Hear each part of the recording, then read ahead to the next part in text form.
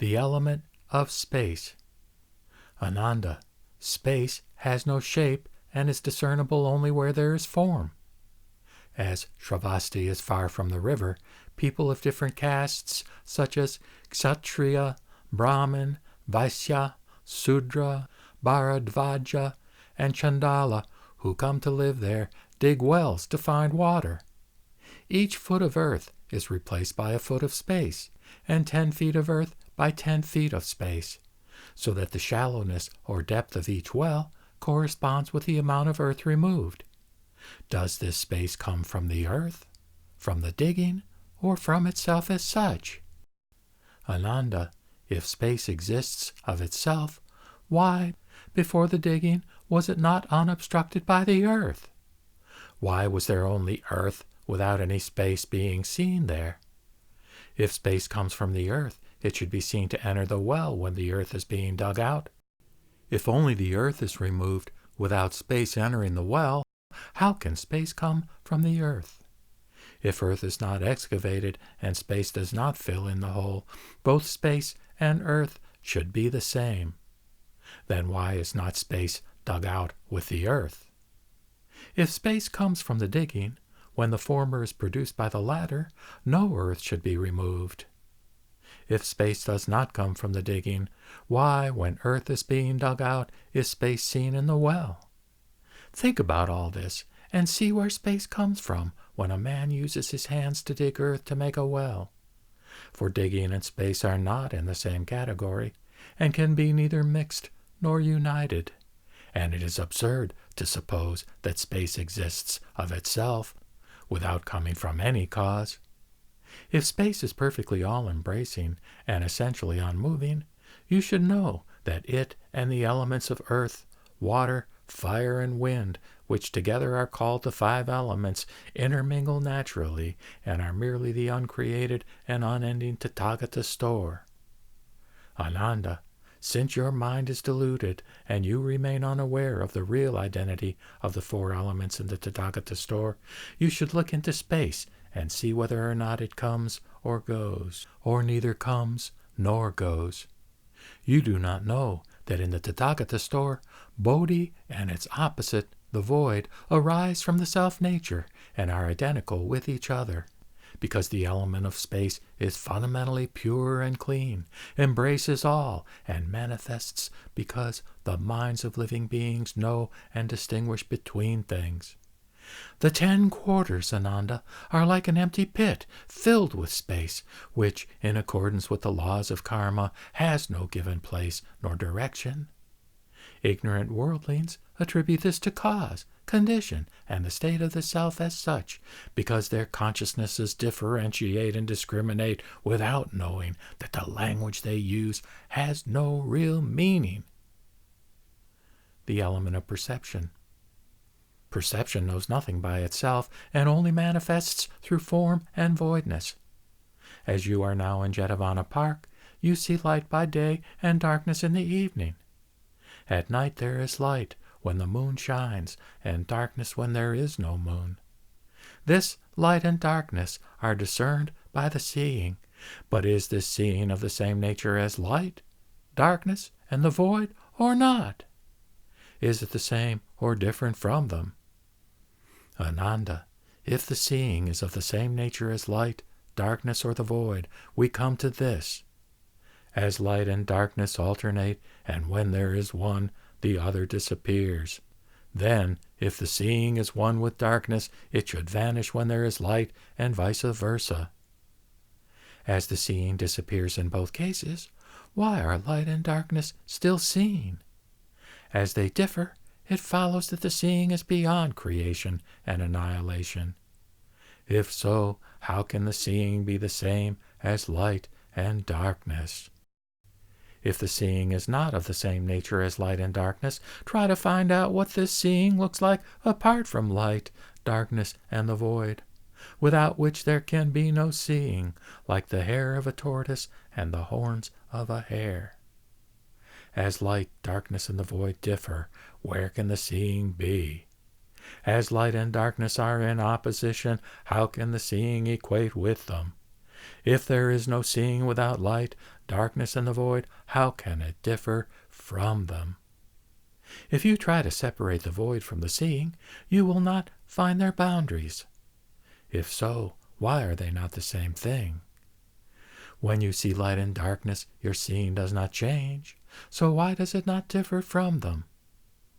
If you look closely and minutely into all this and examine it again and again, you will find that light comes from the sun, darkness from the moonless night, clearance from space, and obstruction from the earth. So where is the begetter of this essence of seeing? Since the seeing can discern whereas the void cannot, they can neither mix nor unite. And we cannot say that this essence of seeing comes from nowhere. You should know that perception by seeing and hearing, which pervades all and essentially does not change, and boundless unmoving space, as well as its moving counterparts as such, the elements of earth, water, fire, and wind, all of which are called the 6 elements, intermingle by nature and are the fundamental, uncreated, and unending Tathagata Store. You are infatuated by nature and do not understand that seeing, hearing, feeling, and knowing fundamentally come from the Tathagata Store. You should inquire into them and see if they pertain to birth and death, if they are one or many, if they pertain neither to birth nor death, and if they are neither one nor many. You do not know that in the Tathagata Store, self-natured seeing is basically the enlightened perception which is pure and clean, embraces all the Dharma realm, and manifests because the minds of living beings know and distinguish between things. Like seeing, which pervades the whole Dharma realm, hearing, smelling, tasting, and touching, as well as the activities of body and mind, have wonderful virtues which are bright and universal, and so are not in a given place or direction. They manifest according to the laws of karma, but ignorant worldlings think wrongly that they are causal, conditional, and due to the self as such. Because of their consciousnesses, they differentiate and discriminate, and do not know that their language has no real meaning. The element of consciousness. Ananda, consciousness has no origin and is an illusion arising from the 6 organs and sense data. Look at this holy assembly and turn round to see those present. Your eyes are like a mirror which cannot discern, while your consciousness notices in turn the presence of Manjushri, Purna Maitrayani Putra, Maudgalyayana, Subhuti, Sariputra, etc. Does this consciousness come from perception, form, or the void? Or does it emerge suddenly without any cause? Ananda, if your consciousness comes from your seeing perception, then in the absence of light, darkness, form, and the void, there would be no seeing. And when there is no perception, how can it create consciousness? If your consciousness comes from form, that is not from perception, then when light and darkness are not seen, there are neither form nor the void.